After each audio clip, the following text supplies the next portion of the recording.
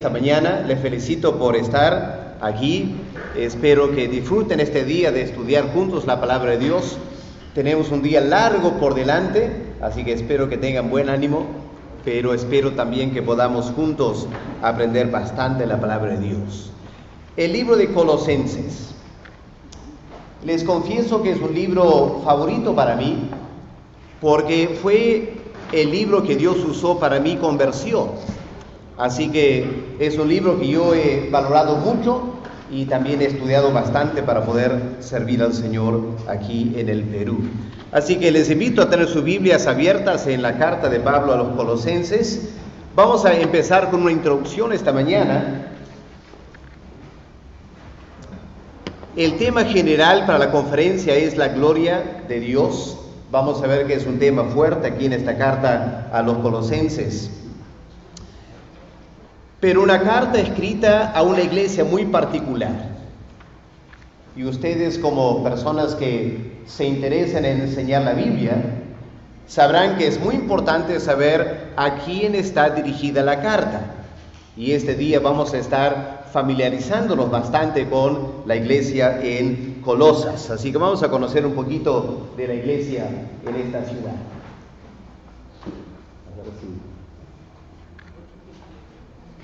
No funciona ahora.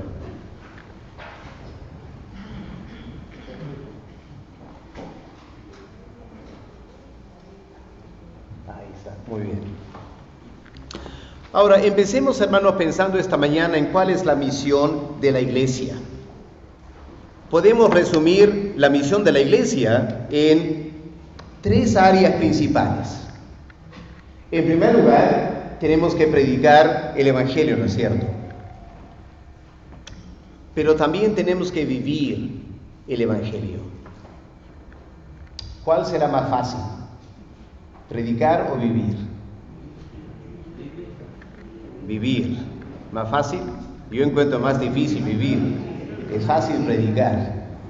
Creo que muchos somos teóricos en la vida cristiana. En la práctica es algo más difícil, ¿no es cierto?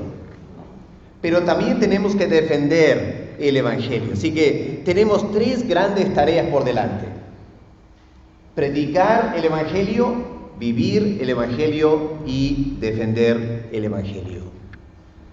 Ahora, en esta carta a los Colosenses nos permite explorar esas tres áreas, porque Pablo va a tener que ayudarnos en estas tres áreas principales que tenemos. Ahora, si nos preguntamos ¿en qué consiste la esencia del evangelio? Podemos decir que tiene que ver con dos temas principales: la persona de Cristo y la doctrina de la salvación. Aquí están los dos temas principales en el evangelio: la persona y obra de Cristo y la doctrina de la salvación. Y hermanos, en Colosas, hace 2000 años, ambas cosas estaban en juego.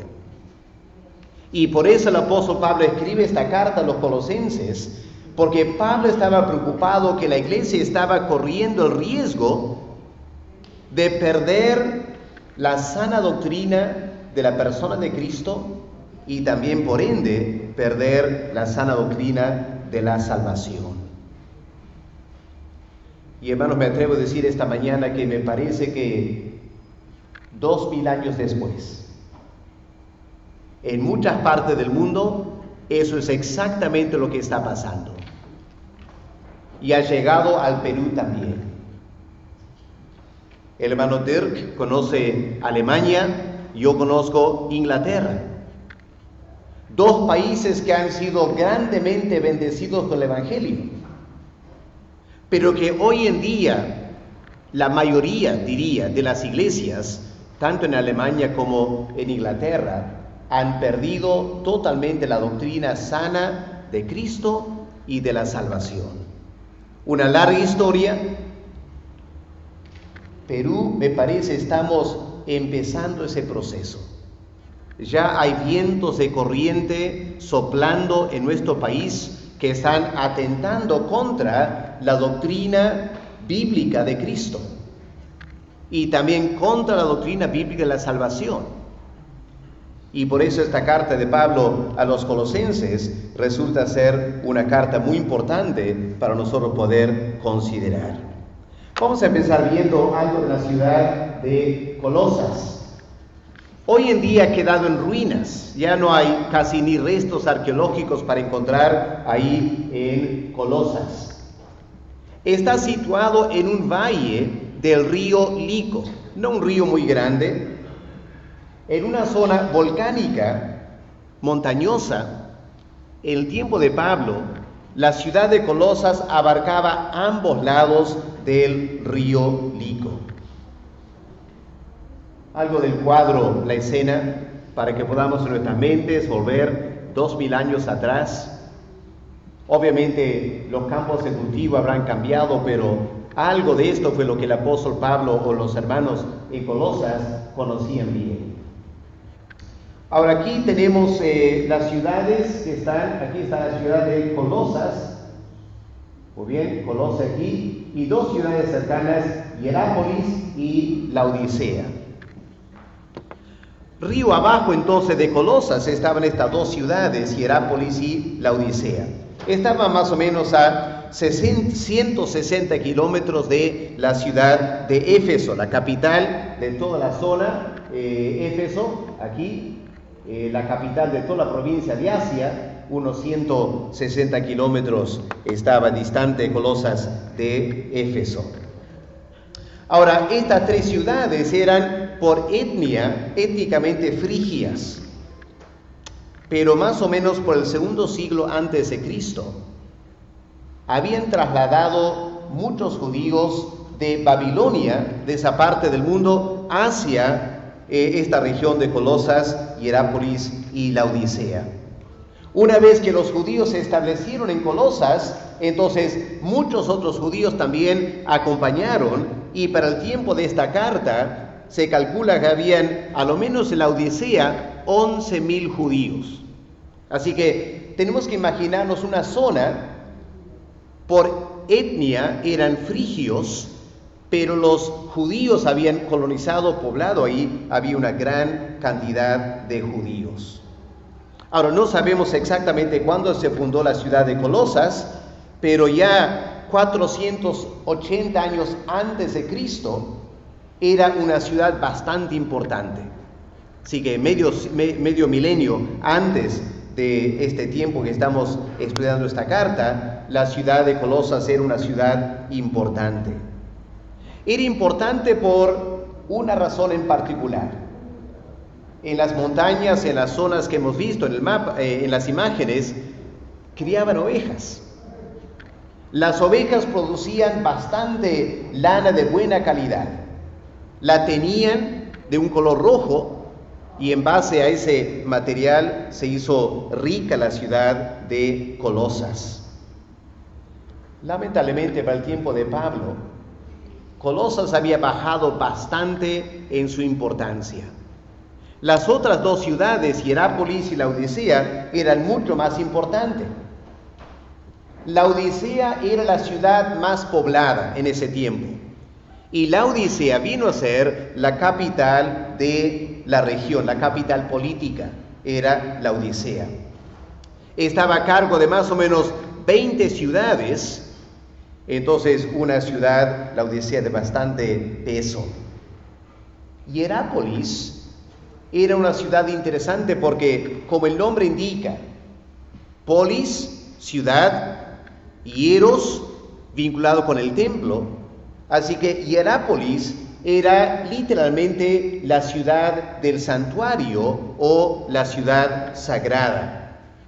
Así que en Hierápolis llegaban miles de peregrinos, visitantes, gente que llegaba para los baños medicinales que habían, pero también por motivos religiosos. Hierápolis era el balneario más famoso de ese tiempo. Era una ciudad hermosa, se conocía como la ciudad dorada. Escuchemos cómo Hendrickson, el comentarista, resume las relaciones entre estas tres ciudades. Si alguien buscaba salud, o placer o reposo, iría a Hierápolis. Si alguien estaba interesado en negocios o la política, iba a la Odisea. Pero en cuanto a Colosas, el geógrafo Estrabón, quien escribió 2 generaciones antes de Pablo, dijo que Colosas era una ciudad pequeña. Interesante que esta carta en las Escrituras no fue escrita ni a Hierápolis ni en la Odisea. Se cumple otra vez el principio bíblico, ¿no es cierto? Que las cosas pequeñas, insignificantes, menospreciadas de este mundo es lo que Dios usa. Y en esa ciudad de Colosas, hace 2000 años, había una pequeña congregación, no era grande. Pero el apóstol Pablo escribe una carta a esa iglesia. Dios inspiró al apóstol Pablo al escribir esta carta, y Dios ha dado a la iglesia una hermosa carta que podemos estudiar ahora 2000 años después. Así que les invito ahora a poder pasear por la iglesia y esta epístola a los colosenses. Ahora, podemos mirar aquí el mapa, ¿ok? Aquí tenemos la ciudad de Colosas, el centro. Pablo nunca llegó a la ciudad de Colosas, a lo menos no antes de escribir esta carta. En su tercer viaje misionero, el apóstol Pablo llega a la capital de toda la provincia de Asia, que era Éfeso. Y en Éfeso el apóstol Pablo se dedica a predicar el Evangelio. Ahora, si miramos en Colosenses 2, el versículo 1, quiero que noten este primer detalle, Colosenses 2:1. Pablo escribe: porque quiero que sepan cuán gran lucha sostengo por ustedes que están en la Odisea y por todos los que nunca han visto mi rostro. Así que, qué interesante, hermanos. Esta carta fue escrita por Pablo a una iglesia que él no conocía, y los hermanos tampoco lo conocían de vista al apóstol Pablo. Por lo tanto, esta no fue una iglesia que Pablo fundó. Otra persona fue el fundador de esta iglesia. Lo más probable es que haya sido Epafras. Si miramos en capítulo 1, el versículo 7, escuchemos lo que dice el apóstol Pablo, hablando del Evangelio: como lo habéis aprendido de Epafras, nuestro consiervo amado, que es un fiel ministro de Cristo para vosotros. Así que el apóstol Pablo indica que el fundador de la iglesia fue este hombre Epafras. Lo más probable es que la iglesia fue fundada por el año 54 al 56 después de Cristo, cuando Pablo estaba en la ciudad de Éfeso predicando. En Colosenses 4, el versículo 12, aprendemos que Epafras era de la ciudad de Colosas. Colosenses 4:12, os saluda Epafras, el cual es uno de vosotros, siervo de Cristo.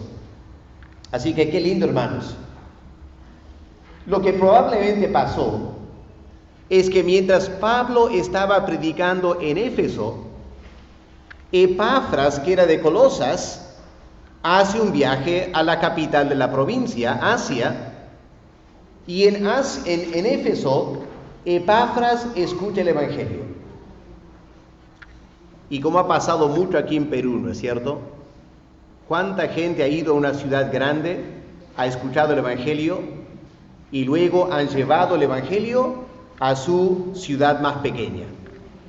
O quizás muchos aquí esta mañana, ustedes han escuchado el Evangelio en alguna iglesia y luego llevaron el Evangelio al barrio donde ustedes viven, han aperturado una célula en su casa quizá y han compartido el Evangelio donde están viviendo.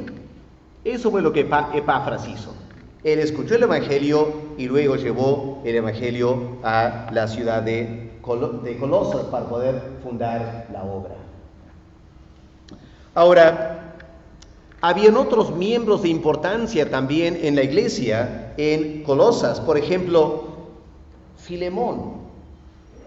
No sé cuántos se han dado cuenta, pero Filemón, a quien Pablo también escribe una carta acerca de Onésimo, Filemón era de Colosas. Así que Onésimo también era de Colosas, y luego Pablo lo envía de vuelta a esa ciudad, a su dueño original, Filemón. Así que podemos mirar en los primeros versículos de Filemón las personas que Pablo menciona ahí, y son miembros de la iglesia de Colosas. Así que hay que estudiar estas dos cartas juntas, Colosenses y también Filemón. Como dije antes, habían muchos judíos en la zona, así que es de suponer que en la iglesia en Colosas también habían algunos creyentes judíos. Pero la lectura de esta carta indica que la mayoría de la iglesia era compuesta por gentiles de un trasfondo pagano. Habían sido rescatados de la idolatría, de la inmoralidad, del paganismo, y ahora conformaban esta pequeña congregación en la ciudad de Colosas. Así que esto nos deja una pregunta interesante esta mañana. ¿Por qué el apóstol Pablo escribe a esta iglesia? ¿Por qué le escribe una carta? Pablo mismo, cuando escribe esta carta, Pablo estaba en la cárcel, probablemente en Roma. Uno supone que Pablo tenía bastante preocupaciones por su situación personal. Estaba por enfrentar un comparéndum ante el emperador. Había muchas situaciones difíciles que le afectaban a Pablo. Pablo tenía muchas iglesias que él había fundado, por el cual él era responsable. ¿Qué le llevó a escribir esta carta a los colosenses? A una iglesia que él no conocía, una iglesia que él no había fundado. Bueno, probablemente la razón por esta carta fue la visita de Epafras. Ahora, si miramos, vamos atrás un momento. Aquí está la ciudad de Colosas, ¿no es cierto? ¿Dónde estaba Pablo cuando escribe esta carta? Probablemente Pablo estaba en Roma. ¿Se imaginan la distancia para llegar de Colosas a Roma?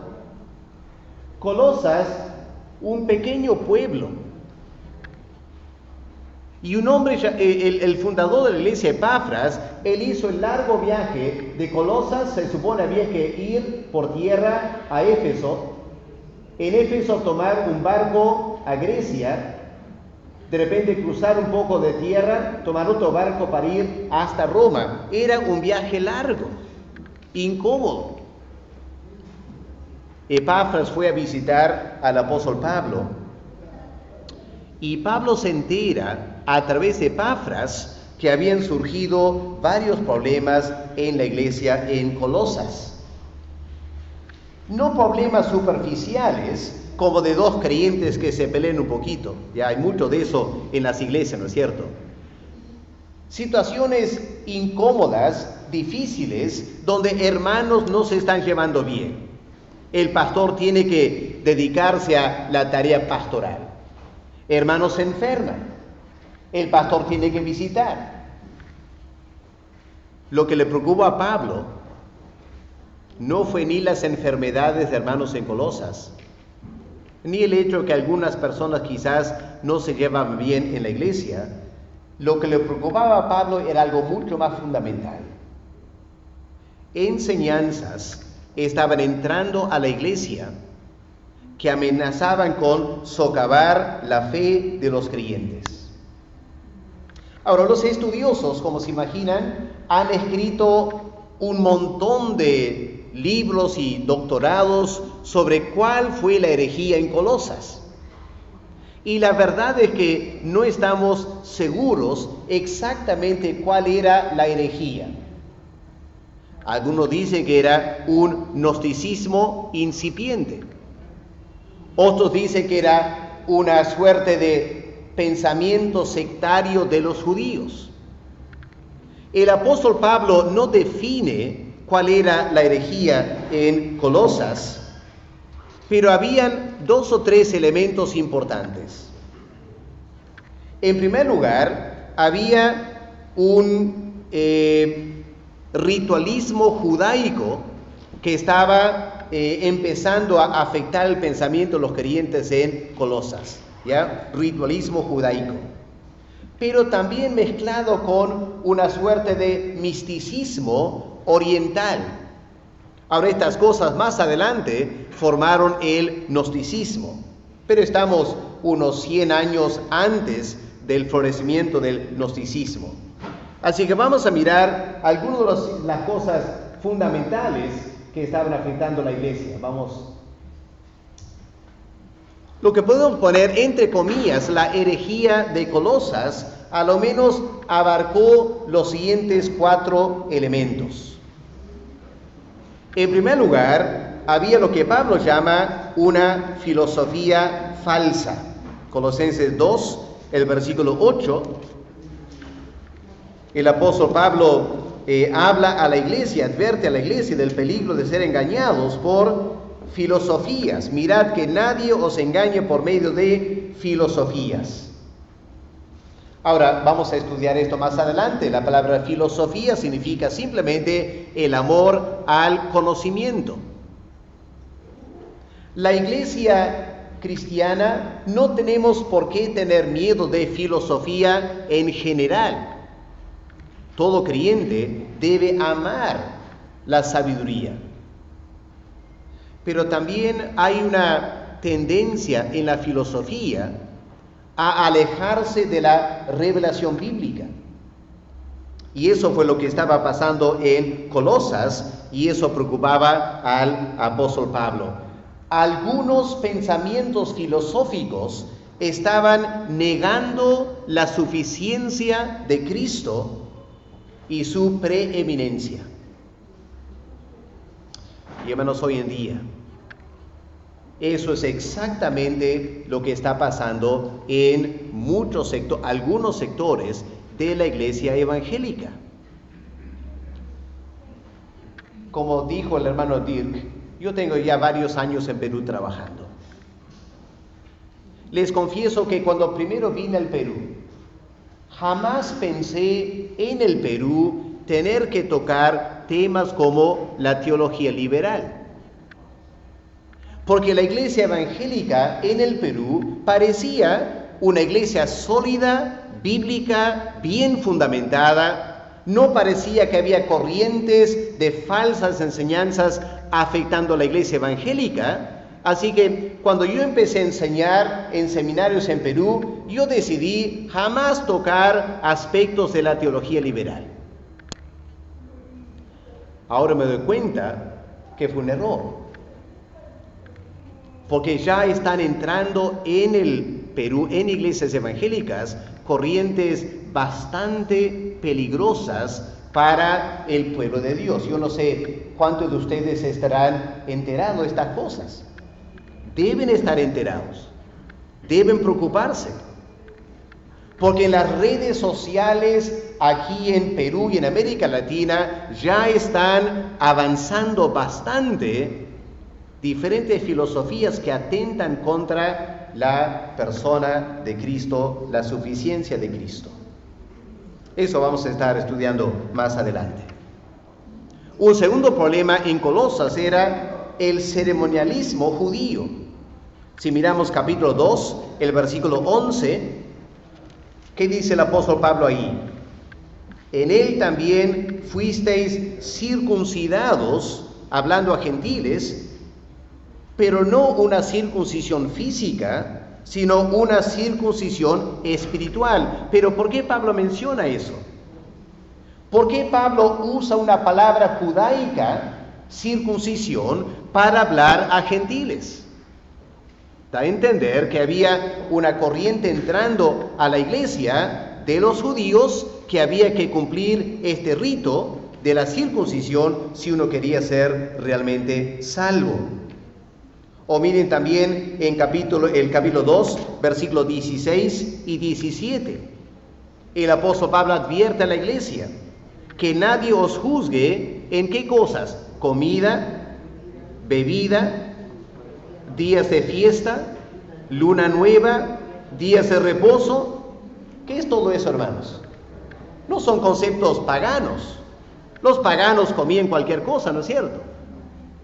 Los judíos tenían ciertas reglas, ciertas cosas no hay que comer, ciertas bebidas, de repente no hay que beber si han sido ofrecidas en ciertos lugares y todo lo demás.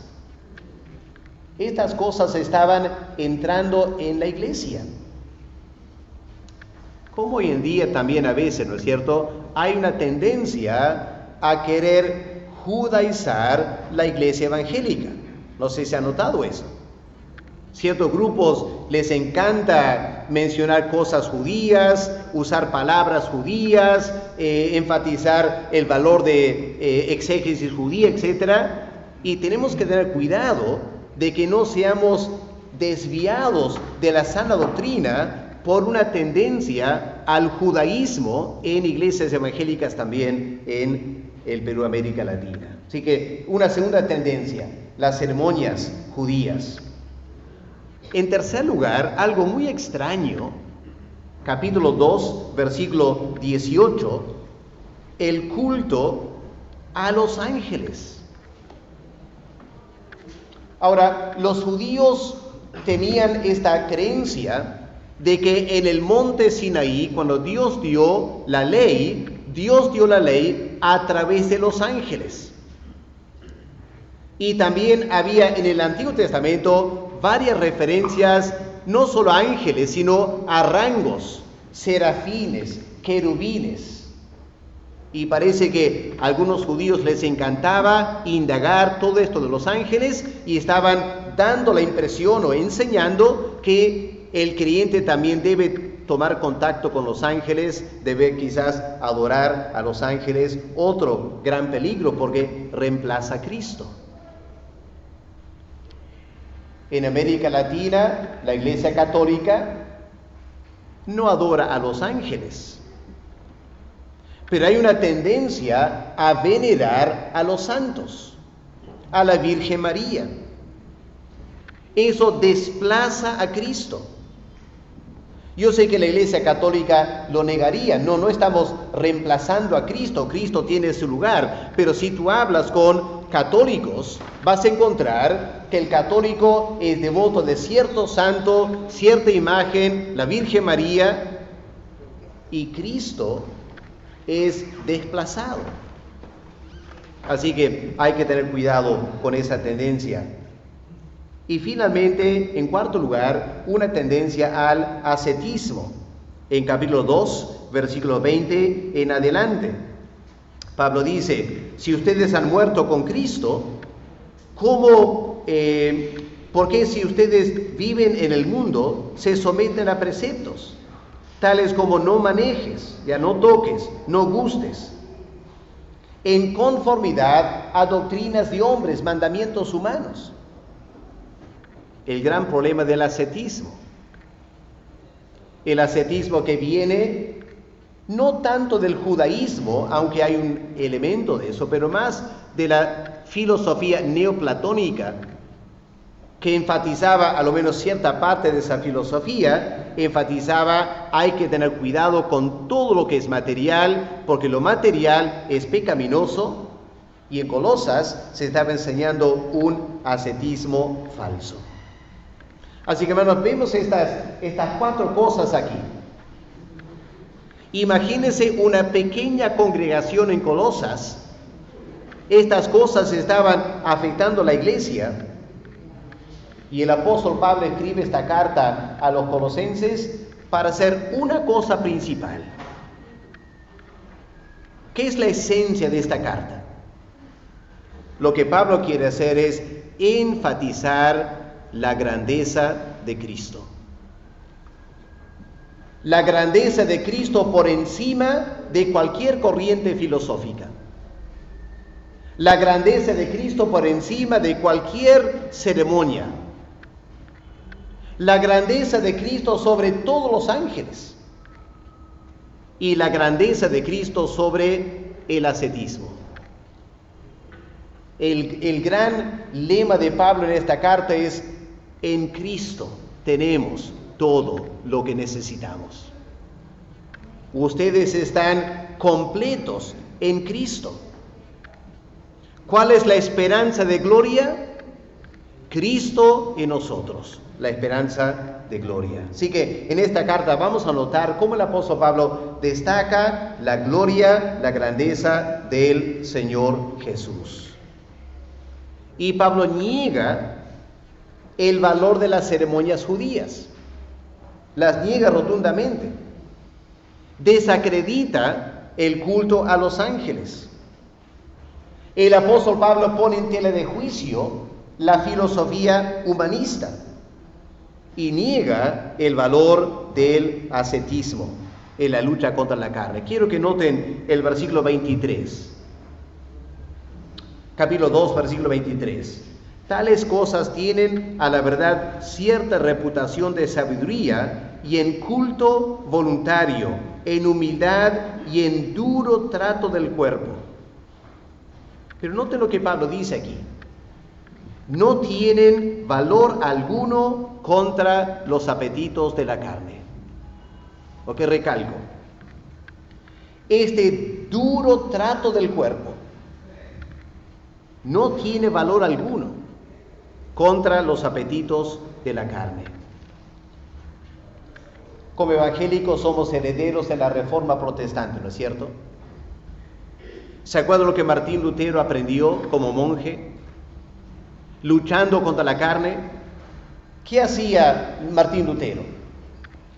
Ayunaba, hacía vigilias, flagelaba su cuerpo, hacía toda clase de cosas para no pecar. ¿Y qué encontró Martín Lutero? Lo que Pablo dice aquí, ¿no es cierto? Esas cosas no tienen valor alguno contra los apetitos de la carne. Qué enfático es el apóstol Pablo. Pablo no dice que esas cosas no te ayudan mucho. Pablo dice, no tienen valor alguno. Lo recalco, hermanos, porque temo que en la iglesia evangélica en América Latina hemos heredado del catolicismo un poquito de este ascetismo. Ahora, no quiero que nadie me juzgue ahora esta mañana, lo voy a decir ahora. Solo lo digo a mera reflexión de cosas que yo he notado en nuestras iglesias en este país. Si yo les preguntara, hermanos, ¿qué tiene mayor peso? ¿Pasar un día en oración o una noche en oración? ¿Qué tiene más peso espiritual? Lo pregunto por esta razón. En Perú yo he encontrado pocas iglesias que tienen un día de oración, pero encuentro muchas iglesias que tienen vigilias. ¿Por qué? Ahora, si la razón es porque honestamente tenemos tantas cosas que hacer que las horas del día no alcanzan y por lo tanto en la noche habrá que orar, excelente, no hay ningún problema. Pero yo me pregunto, ¿cuántas personas piensan, en la noche cuesta más, ¿no es cierto? Nos cuesta quedar despiertos. Hay que dar duro al cuerpo. Ya, si das duro al cuerpo, eso tiene más peso con Dios. Pero Pablo dice aquí, no, el duro trato del cuerpo no tiene valor alguno. Ningún valor. Así que si una iglesia tendría que escoger entre orar, digamos, el viernes en la noche, de las 8 de la noche a las 8 de la mañana, o 6 de la noche a las 6 de la mañana, o quizás el sábado, una noche de oración. ¿Por qué no orar el domingo, de las 8 de la mañana a las 8 de la tarde? Para mí orar durante el día es mucho mejor, porque no luchas con el sueño. Estás mucho más lúcido, más alerta para orar. Puedes orar mucho mejor durante el día que durante la noche. ¿Por qué no lo hacemos?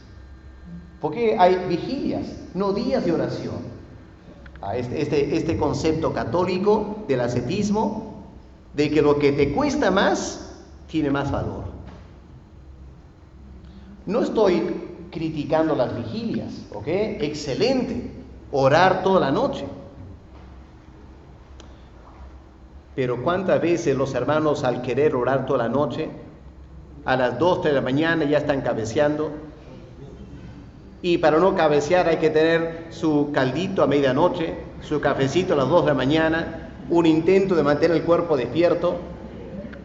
Parece que no hemos leído esta carta de Pablo, ¿no es cierto? ¿Ya? El duro trato del cuerpo no tiene valor alguno. Así que hay que pensar bien algunas cosas, aún en nuestras prácticas, ¿ya? Este ascetismo que lamentablemente tiende a afectarnos. Ahora, comentando sobre la importancia de esta carta, permítame citar las palabras de Hendrickson. Hendrickson dice lo siguiente: es maravilloso el hecho de que una epístola tan importante, creo que lo tengo aquí, aquí está. Es maravilloso el hecho de que una epístola tan importante como esta a los colosenses fue enviada a una iglesia localizada en una ciudad que en los días de Pablo ya era tan insignificante, una iglesia que probablemente era pequeña en membresía. Y Henderson comenta, me parece acertadamente, lo que puede parecer pequeño a los ojos de los hombres, con frecuencia es grande e importante a los ojos de Dios. Y el apóstol Pablo tenía este corazón del Señor, ¿no es cierto? Colosas era una iglesia pequeña, en una ciudad pequeña, que Pablo nunca había visitado, por la cual Pablo no tenía ninguna responsabilidad, en cierta manera. Pero Pablo, con una carga del Espíritu Santo, escribe esta carta de 4 capítulos. Y el Espíritu Santo valoró, inspiró esa carta en primer lugar, y luego refrendó la importancia de la carta, asegurando que esta carta sea parte de las Escrituras.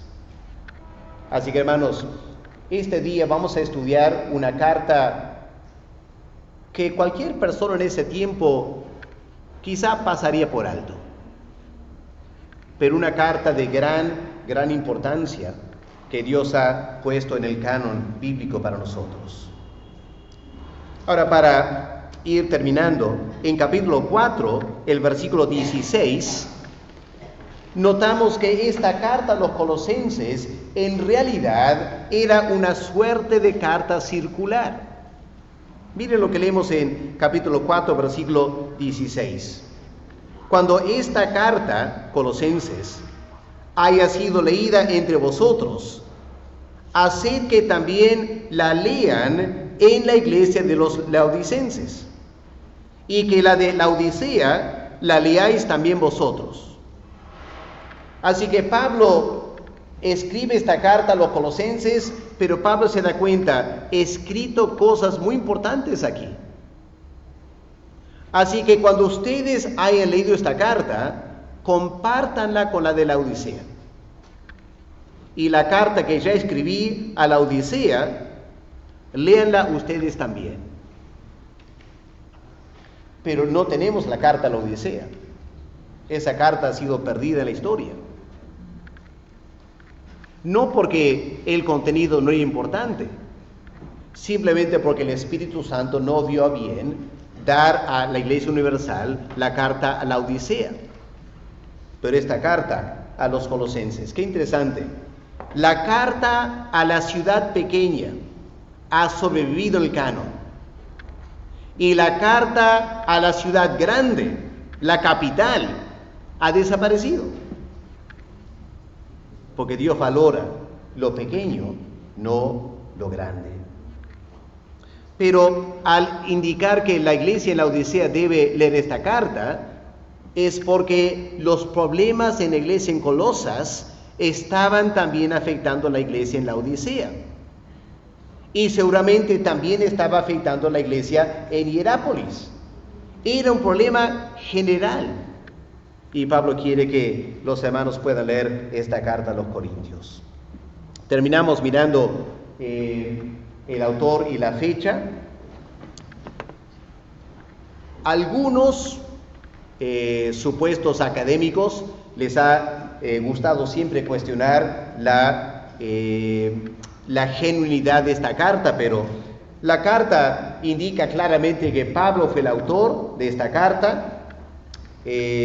Una carta escrita al mismo tiempo que la carta a los Efesios, los Filipenses y también Filemón, redactada cuando Pablo estaba en la cárcel, probablemente en la ciudad de Roma. ¿Cómo llegó la carta a Colosas? A manos de un hombre llamado Tíquico. Si vamos al final de la carta, capítulo 4, versículo 7, todo lo que a mí se refiere os lo hará saber Tíquico, amado hermano y fiel ministro en el Señor, el cual he enviado a vosotros para que conozca lo que a vosotros se refiere y conforte vuestros corazones. Así que Pablo envía a Tíquico. Interesante que no fue Epafras. Epafras, el fundador de la iglesia. Epafras que había ido a Roma para visitar a Pablo. Pero Epafras no vuelve a Colosas con la carta. Pablo tiene que enviar a Tíquico con la carta.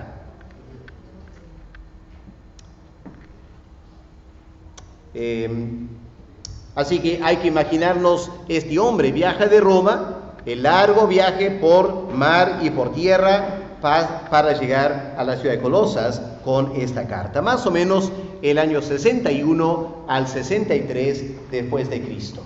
¿Ok? Unos 8 años después que la iglesia fue establecida por Epafras, más o menos, unos 7, 8 años después. Así que hermanos, les presento entonces la carta a los colosenses, esta introducción, y el resto del día vamos a estar estudiando ciertas partes de la carta. No hay tiempo para estudiar toda porque es muy profunda, pero vamos a seleccionar algunos pasajes importantes para poder estudiar en más detalle.